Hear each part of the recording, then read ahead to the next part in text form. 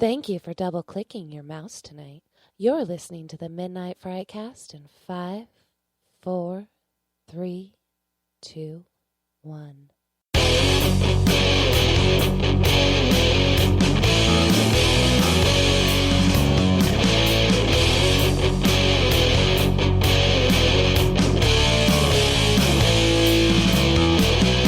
Hey everybody, welcome to the Midnight Frightcast, episode number 23.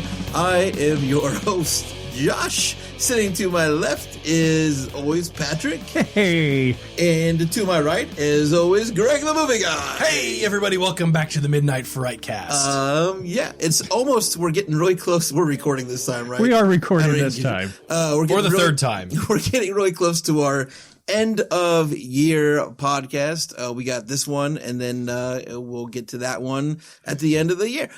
We have some topics to cover tonight, our movie of the week to cover tonight, and then we will, move on and see you the next time.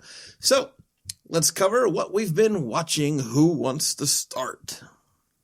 I guess I can start since I said that I wasn't ready the last time. Because you forgot to turn on the frickin' recorder. Yeah, thank you. Thank you very much. This is your punishment. Go first. Well, first of all, I'm just going to say that I'm going to save my movies for when we come back. I've been watching a lot of television because now that I'm done with the show that I was in, there's a lot of recorded stuff sitting on my DVR that I decided, hey, let's sit down and finish watching some of that. So it was a lot of Big Bang Theory and Speechless and the Mick and what else? The Goldbergs, all of my fun sitcoms that I love watching. Are you caught up on Walking Dead? I am caught up on Walking Dead. Should we talk about it? Caught up on Gotham. I am caught up on a lot of stuff. Should we talk about Walking Dead in the mid-season finale really quick?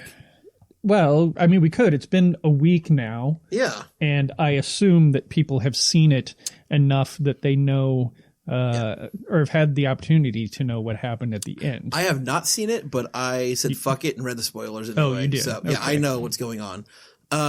What are your overall thoughts on that character biting the big one? And is he dead or is he just infected at this point? Okay. He was bit. Yeah. And it's in a place where they can't just amputate like they've done before, like with Herschel and things like that. So they bit him in the dick? Yes, they can amputate that. Would you want to, though? The Bobbit story. I mean that wasn't an amputation, more so than I'm done. No, it was an amputation, and then they put it back on. Could you live without your dick? You probably could, right? I mean, you wouldn't want to, but you could, right? It might be less sweaty down there. Yeah. Anyway, wow. Speaking of circle jerk, Patrick, what else you got? All right. So yeah, I mean, it's pretty obvious that character will be no more, but how long he hangs on is the question, because even in the Talking Dead afterwards, they had on one of the showrunners, producers, and he would not commit to how long that character would be around. Okay. Now, did you read the article where? Fuck it. So Chandler Riggs put out an article saying, and his father, because his father was super pissed because they found out that he was going to be written off the show when they got to that episode when they were doing the script reading. Right. So it was not talked to them. He was fired. He did not quit, which was opposite of what I thought. See, because everything that I've heard is he wanted to go back to school. Mm-hmm. Yeah. And that he wanted, now I had heard it differently because you had heard that he wanted off the show. He wanted to go back to school and he just wanted to be done. Right. And I had heard that he wanted to go back to school and wanted less screen time. Mm-hmm. Yeah. So they've put out a whole article saying that they're talking about like they're so surprised. They didn't see it coming. They felt betrayed. All sorts of pissed off that he was written off and fired that way. Wow. So, well, they do like to drop it on people that way, that they don't find out until the table read. Mm-hmm. So, anyway, I just was curious about your thoughts about that character. Yeah, no, I thought it was on the show. I thought it was an awesome way to end the midseason. To have a mid-season finale like that, because then you're wondering what's going to happen once February rolls around, and how much it deviates from the comic book. Because in the comic book, he was kind of the one that carries on. It's just him and Rick, right? At the end of that comic book? There's still a few of the main characters still around. Okay. From the very, very original, I think he and Rick are the only ones from the very first issue. From the pilot. Well, even from the pilot, but I'm talking about comparing it to the comic book. Yeah, gotcha. That even in the comic books, I believe they're the only two who are still around. I would have to double check that. There may be a couple more characters. But at least the ones who, came from it directly from Atlanta, they're the only ones that are still around. And just one more question, I'll leave you alone about The Walking Dead, because I get my Walking Dead news from Patrick because I watch it now through him because I don't get to watch it. Was it more heartbreaking for this character, Carl, or Glenn? I was more emotionally invested in Glenn than with Carl, just because I don't believe they've given. I don't believe they've given Carl as much as they could have, and I don't know if that's because of his youth or whatever. Kept him on the porch, but you know what? He did a hell of a job in this last couple of episodes. Yeah. And I think the dude, being around such incredible actors has really started developing his own chops. Yeah. And that's why maybe it will bother me once he's off there. A few years ago I would have said just kill him off because he's kind of annoying. Yeah. But he's really grown into his own, and I can definitely see myself getting bummed next next part of the season. Cool. Okay. I'll leave it alone now. All right. You and Greg do a movie, or are we going to round robin, or are we just going to go? Yeah, we're going to circle jerk it. Whatever, circle jerk, round robin. Jesus, we're jerking off on a robin. Call it what you want. Interesting. Very interesting. So I'm going to start at the what I'm going to call the lower side of my list here. I watched a movie recommended by our very own Joshua. Was a horror movie that came out last year, 2 years ago. Last year, so it's very recent.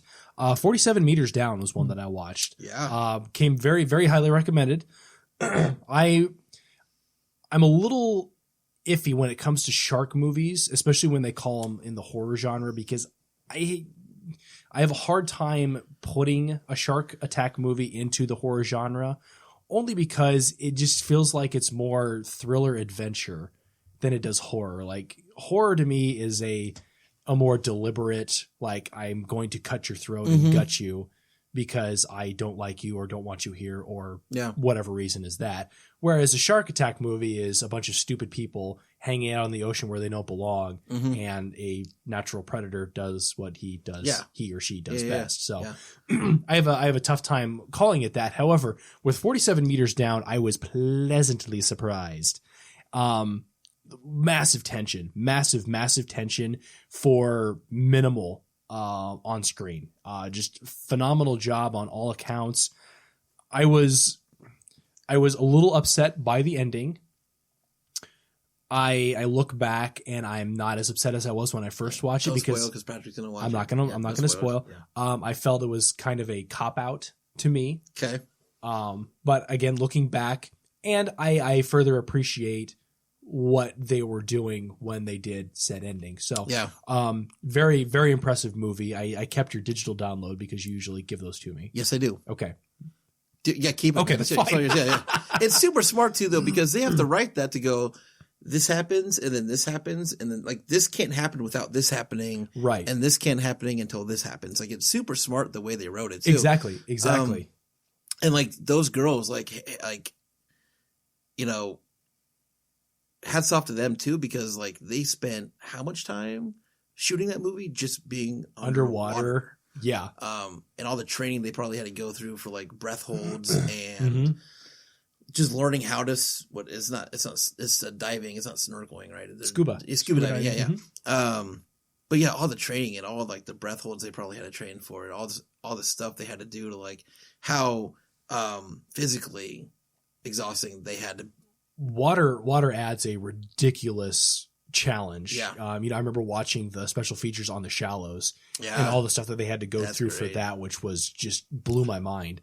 I give 47 Meters a little bit more of a horror edge just because it punches you in the face with what happens. Again, I'm not going to spoil anything, but you had told me expect it. Because it's going to happen, but it's not when you think it's going to happen. And I thought that was probably one of the coolest things. Like, I literally had jump out loud moments in this movie. Yeah. The Shallows of 47 Meters Down. 47 Meters Down. Perfect. Yeah. Good call. So Cool. Yeah, I did a weird movie watching thing this week where I watched. I went on either I'm gonna watch home invasion movies for research, or I'm going to watch my holiday horror stuff that I usually watch around Christmas. So I started off with I watched Krampus. I rewatched Krampus. I'll be watching that this week. Yeah, it's just a go-to for me now.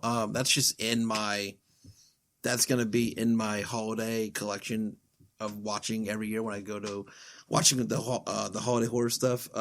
It's just like the first time I saw that movie, I fell asleep, and I don't know why. I think I just started it late, but like it's so entertaining, especially when they get to they go out to find the daughter and they get through all that stuff, and then like the ridiculousness of like the gingerbread cookies Right. and all the stuff that like attacks them and everything. That movie's so fucking fun. So, yeah, Krampus. It's just and Adam Scott is really great in it. The whole cast is like it's a really great cast. And I love the ending of that movie too. I do too. I love the ending. I love the fact that they did practical effects in that Yeah. too, which that was just a really nice bring back. Yeah, and that toy box in the attic will get me like every time. Like, Oh, that's one of the scariest freaking fucking things I've ever terrifying. seen. But yeah, Krampus. If you have not seen it, hunt that movie down and watch it because it's great. So Otherwise, Krampus will come for you. yes, Patrick, circle jerk. Yesterday, I watched a Netflix movie called Trust, which is it's about a 14-year-old girl who has this online relationship with a 15-year-old boy who then reveals that he's 20 years old. And then as it keeps going on, he keeps getting older until they finally meet, and he's like 36, creepy. something like that. Gross. And he ends up assaulting her. It was not a feel-good movie. It kind of felt like the way it was shot, the way it was written and stuff like that. However, it kind of felt like a Hallmark movie gone bad. Ooh. Because it kind of had that Hallmark feeling to it, but it would Not really the happy Hallmark, but not the Yeah. happy Hallmark feeling to it. It's like the Lifetime, more like Lifetime. Maybe, yeah. And the reason I watched it is because, God, no, I can't think of his name. British actor. I'm gonna have to look it up. But it looked like it had some legitimacy to it. And Clive Owens, is that right? Yeah, Clive Owens is great. Yeah, that's it. And he did a wonderful job being the father and just wanting to exact revenge on this dude. And he went on like trying to find this guy. So he had his own sub story as it was going along. But what really made it disturbing to me was, and this, I know what happens is, the victim just saying, no, he didn't take advantage of me. He loves me. This is part of what happens. And it wasn't until she found out that he had done it to several other. Almost like a Stockholm syndrome type thing. Exactly. Like an online Stockholm syndrome type thing. And the young lady who played the part did a really good job. The seduction scene was really, really disturbing to me because it was her, and she was only about 15, 16 when she shot this. Because I went on, because sometimes they'll cast somebody who looks older, like in Hard Candy. But no, she was a minor when this was shot, and there was this guy crawling on her, and I just, even as an actor, there's no way in hell I'd be able to do that, knowing that it's a controlled situation and stuff like that. That's just so that really disturbed me. And I mean, overall, I'd give it a 5 or a 6, but it was still, it'd been on my list for a little while, and I thought, I'm going to try and knock off some of the movies that are on my list because I keep adding these movies. You guys, I'm sure, have done it. And then we end up doing things like challenges. So I don't watch those movies. I watch these others instead. So I'm now trying to get rid of some of those movies. Cool. Netflix is a terrible beast. Oh, in a good way. In a good way, yes. So today we had a church event, which was kind of fun. We got our church to get together at the local theaters, and we went and saw the movie The Star, which is very anti whatever this podcast is about. Yeah. But we went and saw it, so we're talking about it. Yeah. Really, really well done.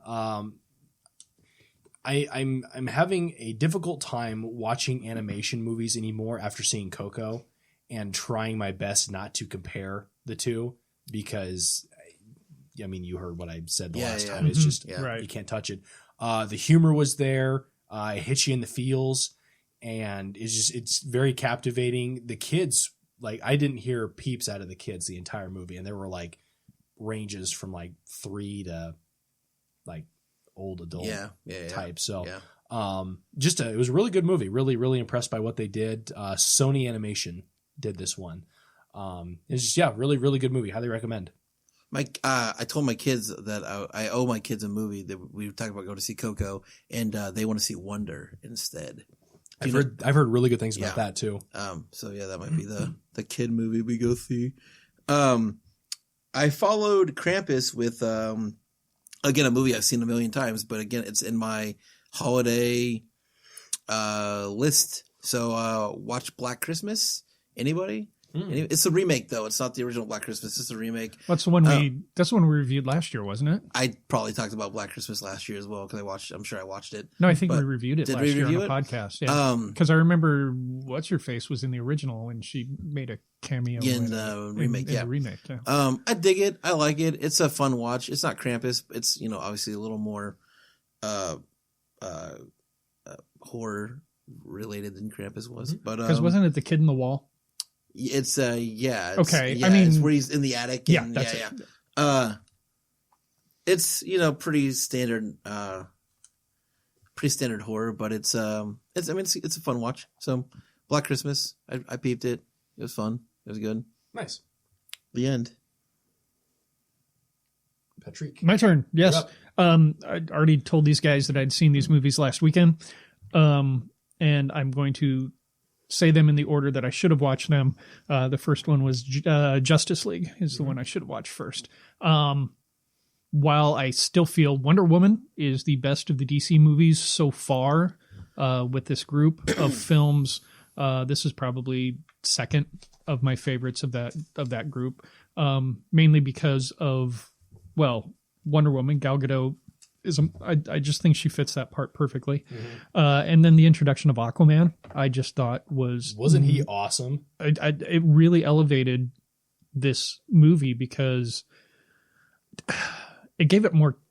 Just because there's a new character, it gave it more character. No, I mean it gave the movie more character because of that. It was just, the guy, the Flash. I could take him or leave him, but Aquaman was pretty cool, and even Cyborg I thought was pretty cool in this one. But it made it watchable, enjoyable, and I think that's what these movies have been missing. Is Marvel tends to have a little bit more fun with what they do, and I think the DC universe has tended to try to be too dark. I know that they are darker, and I get that, but I think you can only spend so much time in pathos before people just go. True, but I also think that DC is struggling with trying to keep up, and they don't need to be trying to keep up. I think they need to develop that darkness about it. They need to focus on what has made them one of the more popular comic book characters, because that's where you live, is in the darkness. But I love the darker side of DC. So you're saying maybe they don't embrace it enough? I don't think it's dark enough. I think there's a little too much camp in some of it, because something that I would compare it to embracing the darkness would be the Watchmen. Have you guys seen that one? They did a really good job of just taking that and making it. I mean, the comic book itself, the Watchmen series, is dark, and I'm glad that they kept it that way. No, I would agree. I think that if they did that and actually took the time to develop, instead of trying to play catch up and keep up with Marvel, which they're never going to do, and they're just going to end up shooting themselves in the foot. I'd love to see them bring in certain directors on the DC side who could bring some darkness back into the DC universe. Who you got? Who's first? I'd love to see Robert Rodriguez come in and do something. I'd love to see Tarantino do something. Kind of make it more Grindhouse, or I'd love to see Tim Burton come back in. I love Tim Burton's Batman. It was the best Batman. He just has this dark everything. I know he makes weird and he does this little twisty little thing, but he didn't really do that to Batman. But I'd love to see a Rodriguez Tarantino DC film. I'd love to see what they're bringing Tarantino into Star Trek. Why not bring him in to do a dark, not, I want to say grindhousey, but like, just like, I think they can bring some darkness. Like Rodriguez, if he brought like the same kind of gritty darkness he brought to like From Dusk Till Dawn and just made it like not safe, that's the kind of DC universe I love to see created, is this like unsafe, dark place to go live. So interesting question, kind of riffing off of this. Should DC only be rated R? I'd love to see DC go rated R. Yeah. We can now. Deadpool did it. Deadpool Marvel's proved not doing it. So why Right. not? Like, That's what I'm saying though, is if they are going to go into that darkness, yeah. should they be rated R, and only should they be rated R? I know they want to sell toys and shit. I get that. And you can't bring a 10-year-old to see a rated R Batman. Well, you could, but if they just went that other way of Marvel, they're, instead of trying to chase and be Marvel, go that other way and be dark and do rated R. Like I said, Deadpool did it, and now you've shown Wolverine's done that it. in Wolverine, and now you've shown you can do that now.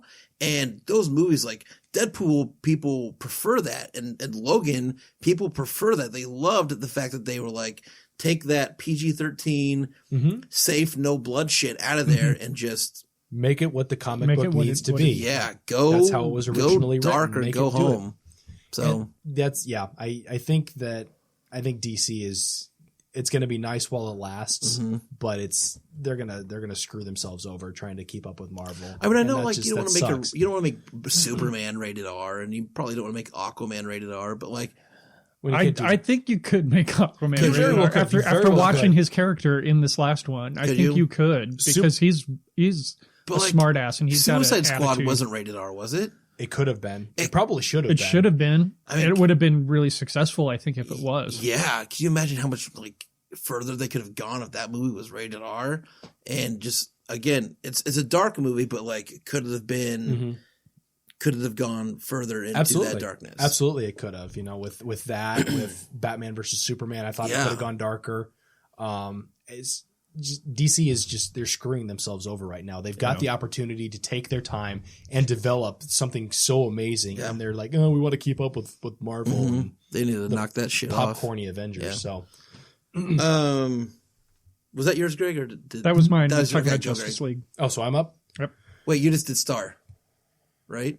Yeah, but you did. You Okay, talked sorry, about I got- I okay. just talked about Justice League. Okay, That's sorry. what got us I on the got lost. tangent. I threw us off on a Greg's tangent. Sorry. I apologize. We're, No, it's fine. we're jerking Greg now. All right. Oh, and this is a good one to jerk to. Last Thursday, I was privileged. No, I shouldn't say privileged. I was one of the faster ones to secure tickets to Star Wars: The Last Jedi. That's about all I'm about to, sir, I can say, because neither of you two have seen it. You can say if you give it a thumbs up or a thumbs down. You can say if you liked it better than the one prior to this or not. I can. If you want me to afterwards, I will, because this is opening weekend, and I'm doing this for my blog too. I'm going to wait a week. I'm going to give people plenty of time to see it, because I don't want to be the asshole that says, oh, hey, Han Solo dies. Well, you just said What? it, you asshole. What? In the first movie, fuck you both. I don't want to be that asshole that puts out the, hey, there's spoilers here, right after the week the weekend that it was released. So All right. I got you. I will say, go and see it. I will say there are some very good aspects to the movie, and that's all I'm going to say. All right. Yeah. Speaking of everyone dies, I watched Rogue One, and Nice segue, sir. no, for the first time, I know it's quite a bit old, but I did not see Rogue One in the theaters, and I saw it drop on Netflix, and I avoided the shit out of that too, because I'm not a Star Wars like chaser, just like I'm not a Marvel comic book movie chaser. I'm just not really like into those big Hollywood blockbuster movies anymore like I used to be. But I was sitting bored, and I was like, fucking Rogue One's there. Star Wars just came out. Let's just give it a try. And I pulled the trigger on it. And, you know, it's Star Wars. It was all right. I was glad I watched it. And then when the end came, I was like, oh, I didn't know like where it laid in the timeline. Oh, That's the thing too, is like somebody had to tell, like, I did not know it was right. It's between 3 and I didn't know it lived between 3 and 4. New Hope. And then somebody was like, yeah, it's like 10 minutes before A New Hope starts. Yeah. I did not know that either. You didn't know that before going into it? Going into it, I had Okay. no idea. And then the end came, and they used. I was going to say the end should have given that away. And then you see Princess Leia, and then I was like, oh shit, it's closer to New Hope than it is to, that other one. The third thing one. that, Travesty. Yeah, the thing that bugged me about that movie is they developed some really good characters that I wish I could have seen in some more of these movies. yeah, But obviously they had to die because that's what they said happened. yeah. But it was great. I mean, I said I had a good time watching it. It's not something I'd be like, you got to go watch Rogue One right now. But I'm glad I watched it. So Rogue One I watched that. All right. It Well, did I'm glad not you did. fit in holiday horror or No. or home invasion, but Josh is stepping outside Yeah. his wheelhouse. Now, since we've mentioned both Star Trek and Star Wars, did you guys happen to see that Will Wheaton wore his Star Trek uniform to go see Star Wars? no. Is he still with us? Yeah, he's still with us. Okay, good. He took a picture of himself and posted it on Instagram. He's standing outside of the theater in a Star Trek uniform. It wasn't necessarily his; it was a Star Trek. Well played, uniform. Mr. So Wheaton. Well played. Because that's what happened in Big Bang Theory. Is that he went to see one of the Star Wars movies and sat next to Sheldon, and he was wearing his Star Trek uniform. So. Okay, so the other movie that I saw last weekend is probably right up there as one of my favorite Marvel Universe movies, and that was Thor Ragnarok, and it did indeed rock. It Ragnarok. Ragnaroked. It just entertaining from beginning to end. I am so glad that Marvel and Disney do not hold back on spending money on music for these shows because the soundtrack on these movies make the movies. That Zeppelin song fall in there? Did it get in there in the actual movie? Yeah. And and Guardians of the Galaxy proved that with their the first Guardians of the Galaxy, that soundtrack just exploded. Thor was just entertaining all the way through.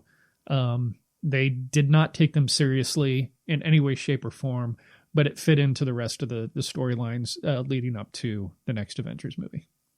Excellent. I'm excited to get it or watch it when I get a chance to. That's out. it. You're out. That's all I got. Going back to the Marvel thing though, really quick, I will be trying to take the challenge. I talked to Greg about this earlier. Oh, yes. I will be trying to take the Marvel challenge of watching, starting in January. If I watch one a week, I can catch up right before Infinity War comes out in out. May, I believe. So I'm going to give it a shot, see how it goes. And if you have not seen the trailer for that, watch Infinity the War, trailer. that's why I'm doing it, because It's I was insane. like, God damn it. How do you got left, Patrick? I'm out. Okay, so the last two I'm just going to drop really quick because I've seen them before a million times, but I love them. Doing the research on the home invasion thing anyway. I watched The Strangers and I watched Vacancy. So Excellent. which we've already talked about. Yes.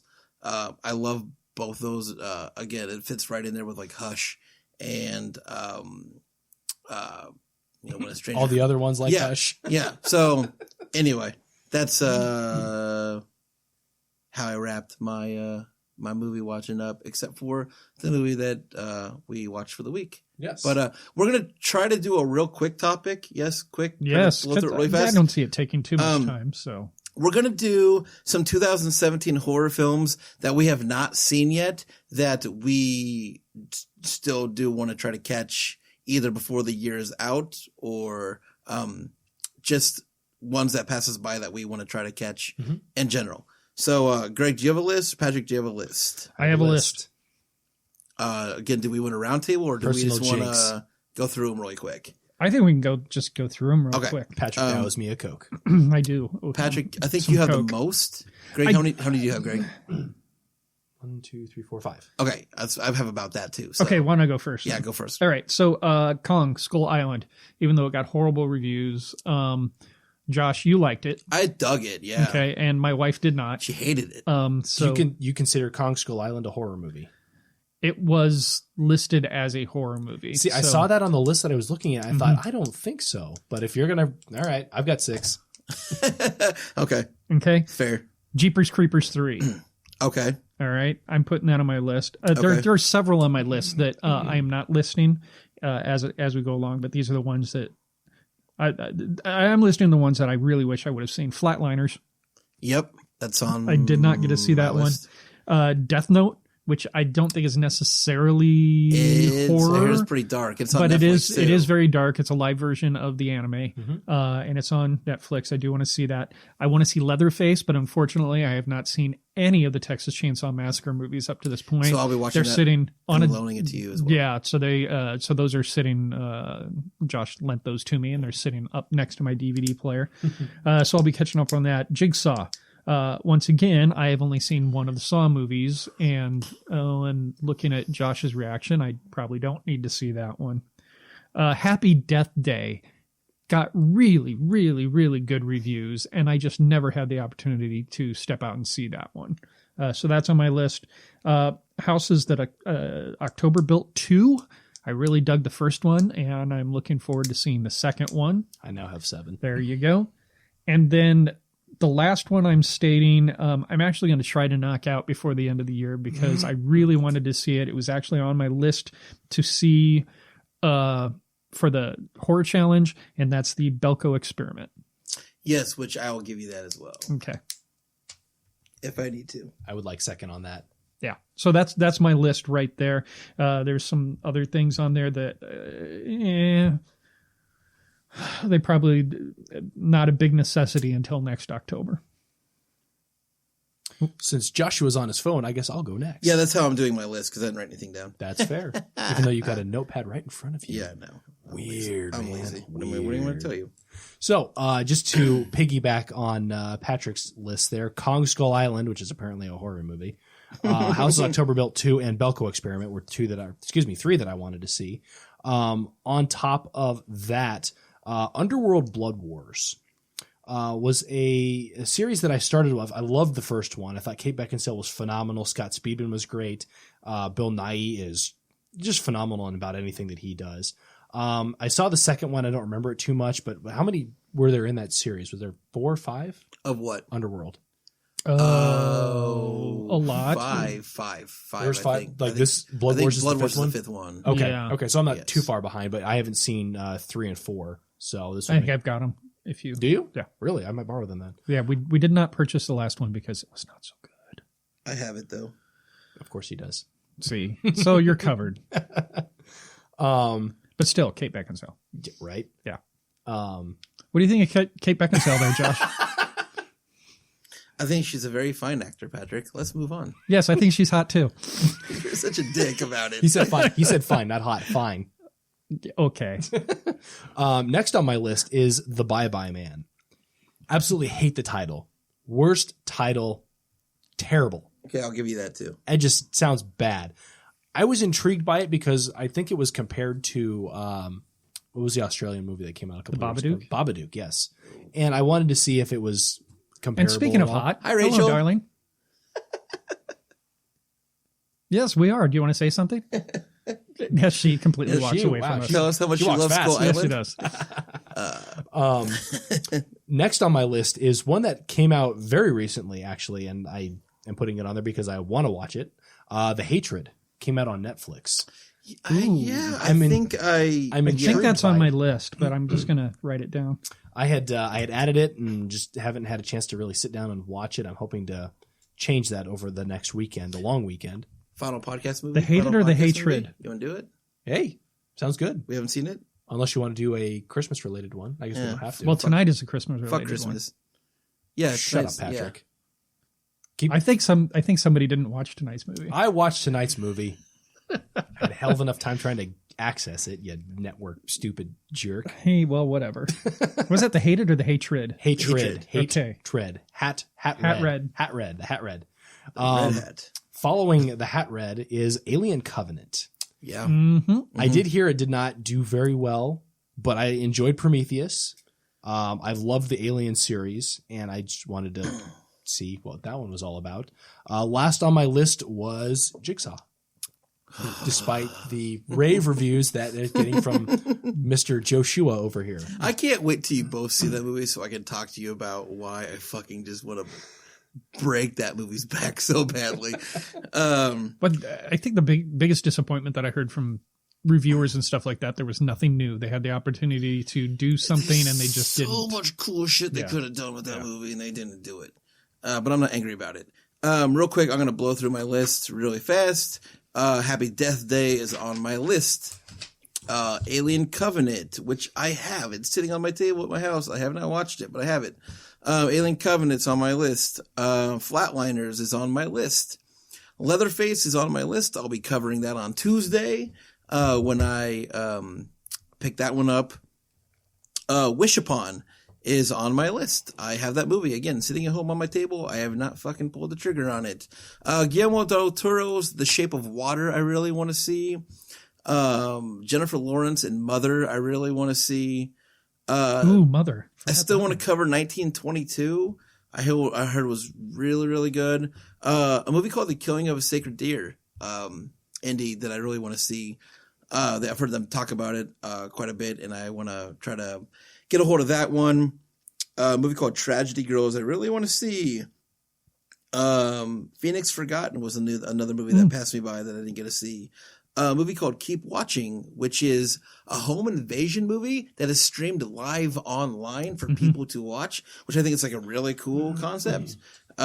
Really want to see that. I know this is way more than fucking 5. The last one is, I believe it's the last one. Yeah, I really want to see a movie called Death House, which they have been talking about for a really long time. And I don't even know if there's a way to get a hold of it or not, but Death House brings a whole bunch of like horror, what you consider like the Mount Rushmore of horror into one movie. And I just think that's going to be a really cool thing to watch. So yeah, Death House is the last thing on my list. Now there's one that I thought was supposed to come out this past year, but didn't. And now I'm not going to remember the name. It was the pseudo documentary about the making of a serial killer, mass killer. What was his name? Oh, The Rise of Leslie Vernon? Yeah. And the second one? They're making a sequel. A prequel. Oh, okay. But I thought that was supposed to drop this year. And actually, the other movie I really want to see, thank you for reminding me, Adam Green had a new Hatchet movie drop out this year, too. So I really want to see the new Hatchet movie as well. So thank you for reminding me that movie is a movie that should be on my list. So for a bunch of horror enthusiasts, it seems like we kind of drop the ball sometimes on... Some of these are just hard to get a hold of. Right. Like Hatchet, like Adam Green, he just did a city by city tour. I don't know if he actually dropped that out. And some of the movies are just like they screened at festivals but haven't gotten a release yet, and they'll release in 2018, but they are made and they officially screened in 2017. See, because there's some like on my list that I didn't read out that I'm going to now, like Cult of Chucky, a Hellraiser Judgment, those type of things where part of it's on Netflix. that is part of a series type thing, but it's just like, Cult of Chucky was great. Watch it. If you've seen the other ones, pull the trigger on Cult of Chucky, because like Child's Play 1, 2, 3, dog shit, and then Cult of Chucky. Cult of Chucky was a ton of fun to watch. Oh, good. Oh, you're saying everything between 1, 2, 3 and Cult of Chucky was terrible. Yeah, like Bride of Chucky, Seed of Chucky, Fuck Me Chucky, all those movies. I missed that were one. Just like, is that like doll porn? Yeah, weird, garbage. Kind of like what they did in that. Curse of Chucky. Team America. Actually, I lied. Curse of Chucky was actually pretty fun. Yeah. Leading into Cult of Chucky, they do some fun stuff. Interesting. So, okay. Yeah, Cult of Chucky was good. All right. That shit. Feature film time. Feature film talk. It's time for the feature film. So a movie that I feel like Patrick mentioned it. I bought it when it came out. I think like, you bought it and I mentioned it at the same and you time. It was mentioned it, rather and I was like, yeah. serendipitous. So. I was like, I have that movie, and you're like, oh, we should watch that movie. So we kind of chose it. Well, yeah, because we always do last year Yeah. we reviewed a Christmas movie, Yeah. Christmas horror movie at Christmas, and we're close enough to it because we won't podcast next until End of the year, until New Year's. Yeah. So we knew that this was our opportunity to see a Christmas horror movie. Yeah. So we watched. I'm really excited actually to talk about this movie too. So we watched a movie called Better Watch Out. Mm-hmm. Patrick, do you want to give us the deets on it? I will give you the deets. This holiday season, you may be home, but you're not alone. In this fresh and gleefully twisted spin on home invasion horror, babysitter Ashley must defend her young charge. Gosh, I cannot read. Must defend her young charges when intruders break into the house one snowy night. Or so she thinks. Let's really quick talk. I don't think we're going to be able to talk about this movie without spoiling this movie. Yeah, I was going to say, let's just say spoilers right now. Spoilers right coming. now. Yeah. Okay, IMDb 6.6 out of 10, and on Rotten Tomatoes, let me get back to that page. It got 88% on the tomato meter and 69% with an audience score. That's fucking low, I think. You know, I think I understand why it's right at that 70% mark, Okay, though. let's And chat. We'll come out in that discussion. Let's chat. Who wants to go first, or do we just want to start yakking about it? Just go. This is yak. Okay, well then I'll Patrick, say yeah, why I yeah. thought it got the 70%. Do. To me, I felt it was okay. It's marketed as a horror movie, as an invasion movie, so I'm thinking thriller, I'm thinking all this stuff. But to me, it didn't seem dark enough, and it was purely in the cinematography because it was bright almost all the way through. Lightwise. It just felt like it was some parts where to me felt like it was made for TV as opposed until it got much darker story wise. Yeah. It just seemed like it was kind of made for TV, and I don't know if that's what they were going for or if they wanted to be taken more seriously. It just didn't seem like a thriller to me. Not a high budget movie. I don't think either. No, and I don't think it needed to be either for the story that they were telling. Keep going. No, I think that's why because kind of going into it, it just didn't have that feel to it. Mm-hmm. It almost had like what was that one we just saw? Babysitter? Yeah, the babysitter. Yeah. It kind of had that feel to it, but without the comedy. Okay. Okay, because remember Babysitter, that was all bright and blah, blah, but it's because of horror comedy, Right? You know, in this one, I was waiting for something funny to happen almost, but. Go ahead, Greg. I'm glad that you brought that up because I went into this almost expecting a very similar return that we got from the babysitter. Mm-hmm. I was pleasantly surprised for a little bit that it was not as comedic as the babysitter because then it would have just been a straight ripoff, right? To a certain extent.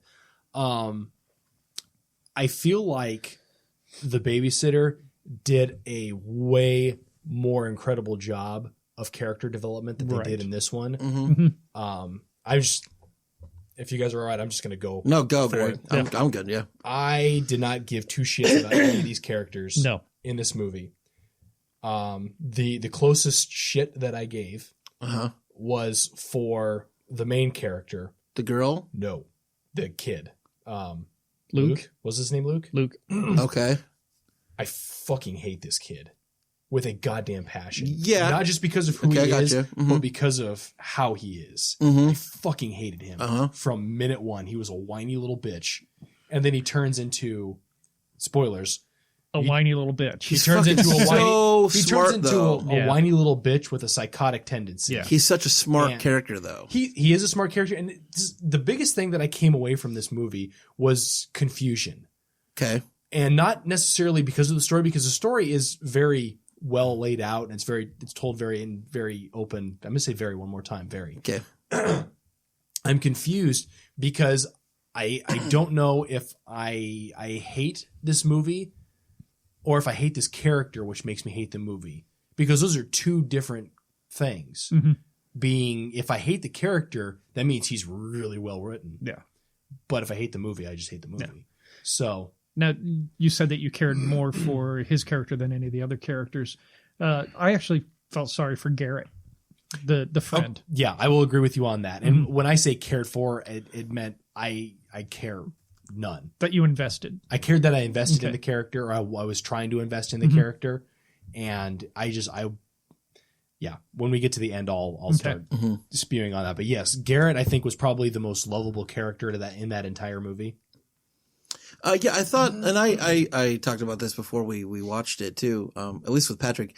I thought the first 20 minutes of that movie was like really, really bad. The writing was bad. The acting was bad. It was just straight like predictable and bad. I was watching going, I know exactly where this is going to go.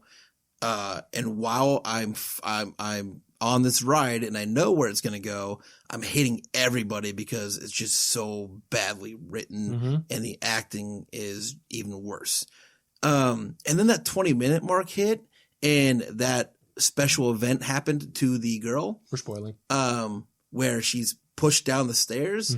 That was my, oh shit moment. Cause I was like, okay,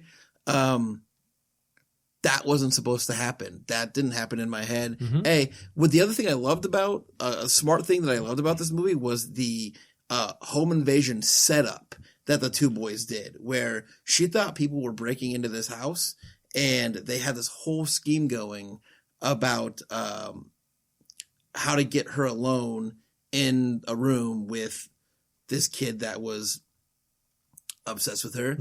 So there's a ton of smart things that I thought happened in this movie. I can agree with you on not caring about, again, the characters, kind of. I did agree with caring for the friend, if I cared for anybody.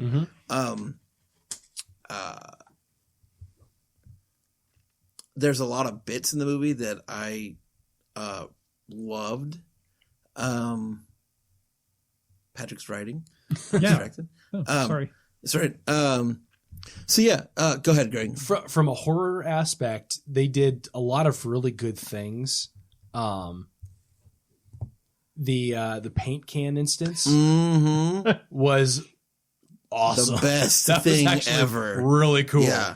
I don't know how or even if that's like scientifically possible for what happened. They referenced it too. I was like, when he said that line about you're gonna home alone You're him? gonna home alone I him? loved that. That was and you knew exactly what was going to happen when they were setting And it up. But I do like the way they handled it, that they didn't actually show impact or anything like that. It's what you saw afterwards. the made yellow it, and the blood that dripping made it work. Yeah, that was fantastic. Yeah.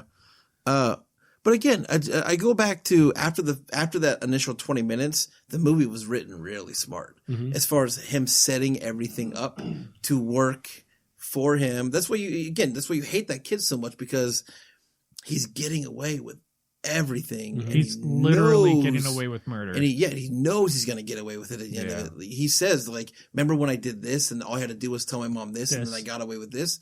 It's just like the kid, he's a little fucking asshole, but he affects you, and you probably thought about that kid as soon as you shut that movie off.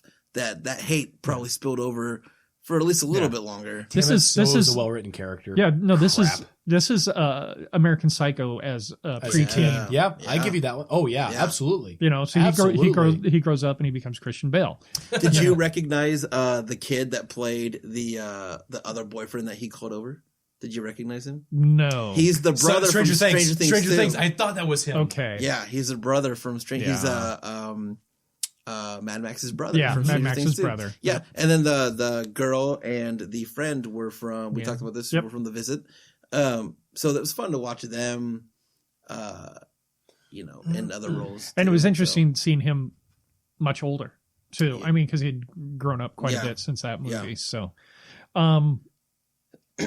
I've got it. What I was writing down was a question, but I want to ask it towards the end of the discussion. So, what else did you think about the movie? I mean, just kind of going along, because apparently I liked the movie. I just hated the character. I thought the ending of the film was worthless.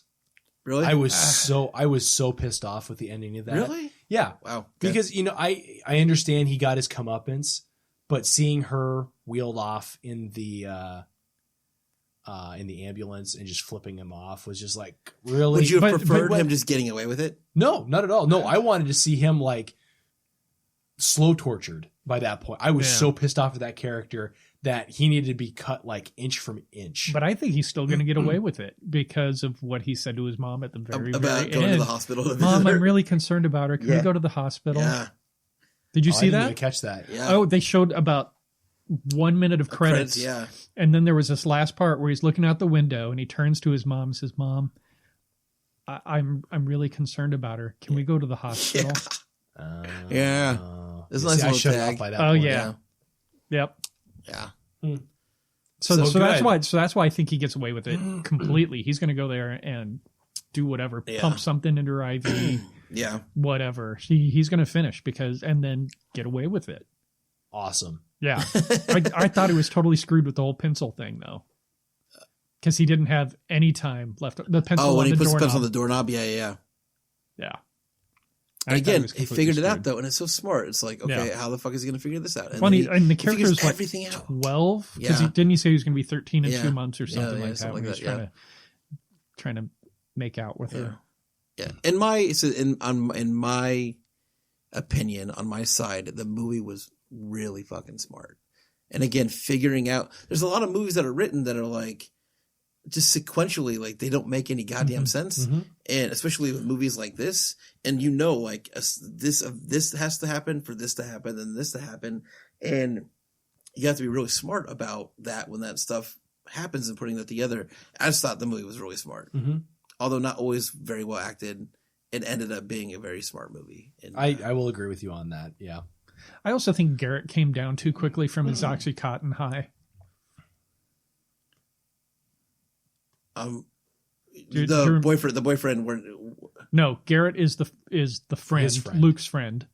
okay. And it's when he was cuddling up with the pillow, talking about it feeling like marshmallows. Gotcha. Yep. And he said he looks at the bottle and says, maybe I should have given him half of one or something like Yeah. that. Maybe I shouldn't have given him a whole one, something like that. And then like in the very next scene, he was completely lucid. I'm like, no, he'd be down for a little while yet. Did you feel bad at all when he got shot at the end and he's begging for his mom? And Oh he's God, yes. Yeah. Okay. That was like the most heartfelt. He was part the of only entire he was the thing. only character I felt for. I didn't feel anything for her or for the boyfriends, either of them, because they were just throwaways. fodder anyway. They were body count. Yeah. Kind of. So yeah, Garrett was the only one that I cared about in this movie. So Cool. What's your question? my question was, Greg, do you have more? No, I was just gonna say, if we could make this a perfect world, had they done the relationship between, and I can't remember the kid's name from The Babysitter, but B and her kid in replacement for this one, I think it would have been a lot more twisted, just because you actually felt for something for those characters, you know? So you're saying if the characters in this one would have gotten along more like those two characters, Yeah, like as opposed to having the awkward setup that they had going? I feel like it, yeah. Yeah. I feel like if he would have played it better, or if he'd have played it as smart as he played the rest of it, he would have been a little bit more likable. I didn't see To a certain extent. I agree with you because I didn't see enough reason for him to do what he was doing. Right. It was just kind of Had he been completely emotionally invested into that relationship and then been fucked over, and then this happened, that would have made more sense. I agree with that completely. But then maybe you would have seen it coming though. Not necessarily. Yeah, I don't know, because you could. I mean, he'd go from like 0 to 60 or flip a 180 immediately. You know, because he's a teen. He doesn't know how to handle. He doesn't know how to handle his emotions. Right. So if he goes on a psychotic break because he tried to kiss her and she says no, Yeah. that would make sense. Yeah. So my question was, because the last time we did this, I know, Josh, you and I reviewed Black Christmas, and I know that we threw Krampus in there at some point, that we talked about movies that actually happened around Christmas, on Christmas. So my question is, what makes this a Christmas horror movie? Because they don't really invoke anything about Christmas except for the title Yeah. in this entire movie. So that's why one argues that, Die Hard is a Christmas movie because it happens at Christmas. Okay. So, next time we do this, do we actually look for a true Christmas movie where there is Christmas themed stuff in it? Or is it okay to go ahead and do a movie that just happens to be at Christmas? Does that make sense? No, it makes perfect sense. Yeah. To that, no, go ahead. Go ahead, Greg. To that, I want to throw out, what do you consider The Nightmare Before Christmas? Is it a Halloween movie or a Christmas movie? To me, it's a Halloween movie. I think it could go either way. It starts off as a Halloween movie, but it ends up being about Christmas. Yeah. Exactly. So it could go either way. So movies that you watch around Christmas, I think you just consider Christmas movies. Or that involve around. Are you saying that you would watch around, like, you watch Home Alone, National Lampoon's Christmas Vacation, right? But I watched 47 Meters Down around Christmas. Does that make that a Christmas movie? It's true. So I think the movie has to have some sort of Christmas involvement. Element.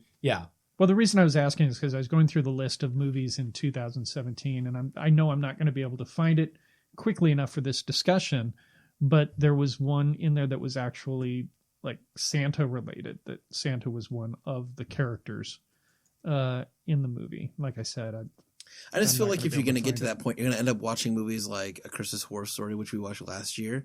You're going to get to, again, but then you're going to get to Silent Night, Deadly Night, which you got to find.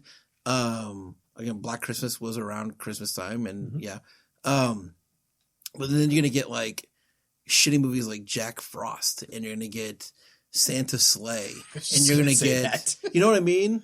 And I don't want to fucking watch that unless I guess I have to, but, that's what I'm afraid to, is you fall into that trap of like, all right, well, we got to watch a Christmas horror movie, but you got to watch the dog shittiest Christmas horror movies if you're going to watch one that takes place on Christmas themed. If that was the case, I'd just watch Die Hard. And we can talk about Die Hard. You're saying that's the shittiest of Christmas movies? No. I'm just saying, like, I would rather watch Die Hard, which is a non-horror movie, than chase one of those options. Because we've seen a couple of those, and they were painful to sit through. They're pretty awful. I'm going to find this. Real quick, should we do a scale? Should we do 1 to 10? What do you think? Options? I give it a 6. Okay. I mean, I enjoyed it, but once again, I just wasn't invested in these characters. So I say 5. Yeah, see, I was going to give it at least a 7. But, so then that comes to my question, and I already know the answer to this question, but I'm going to ask it anyway. The Babysitter or Better Watch Out? Oh, Babysitter. Okay. Yeah.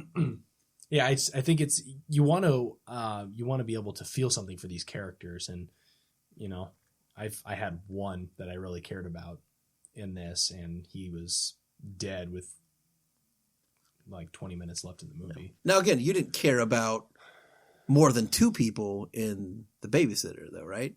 Because the rest of them were just throwaway body count characters. No, I cared. I cared about B and the kid. Well, I cared about the kid's girlfriend, the little whatever her name was. Why? She's like barely in it. But there was a relationship developed. Okay. He ran over there to escape B, and all of a sudden she's involved in this now. You're like, I don't want her to get hurt. Okay. So I cared about her. Is it because she's a kid? Maybe a little bit. I semi-cared about the one dude that wouldn't die. The guy with the muscle guy? The guy with the shirt off. Really? Yeah. Only because he wasn't, he was a dick who wanted to kill him, but he was helping him out. He had a couple redeeming moments where he was helping him stand up to the bully. He was teaching him to kick him in the nuts. That's still more redeeming than seeing this kid slobber over his boner for his fucking babysitter. I guess I cared about the girl that got shot in the boob. I mean, I really felt bad for her. Yeah. Anyway, are we wrapped? Are we good to do plugs? I think we're good to do plugs. All right, Greg, plug. If you're looking for some high quality and amazing movie reviews, jump on over to gregthemovieguy.blogspot.com. I've got some posts coming up, and I've got some changes. I'm making some changes for the new year. I sent out a survey Did you guys fill out my survey? I didn't see your survey. I didn't see your survey. I sent it to the Fright blog. No, I don't think you did. I'm pretty sure I did. I didn't I'll look see it it. up. Anyway, we'll go back and look at that later. GregTheMovieGuy.blogspot.com. I've been putting out some more newly released movies. Coco's up on there. Star Wars is going to be up in the next week. The Star is probably going to be up tomorrow. So jump on over there. Check me out. GregTheMovieGuy.blogspot.com. Cool. Check us out on MidnightFrightFilms.com. We are there, still living. On YouTube, we're at Midnight Fright Films. Check us out on Facebook at Midnight Fright Films as well. And the Midnight Frightcast. And we are also on the grams of Insta, which we have not updated in a while, but you can still find us there. And we'll probably we haven't shot anything in a while. Possibly, if we find time, we'll do an end of year blog on the website to talk about what is coming in 2018. I have no plugs other than those in my head. Yeah, your hair plugs. Hair plug. I see what you did there. So, with that being said, thank you for joining us for the Midnight Frightcast, episode number 23. We will see you for our end of year podcast. We'll talk about all of our favorites of 2017, some goals for 2018, and anything else that we can find to throw in there. So, thanks for hanging out. All right. Have a Merry Christmas, everybody.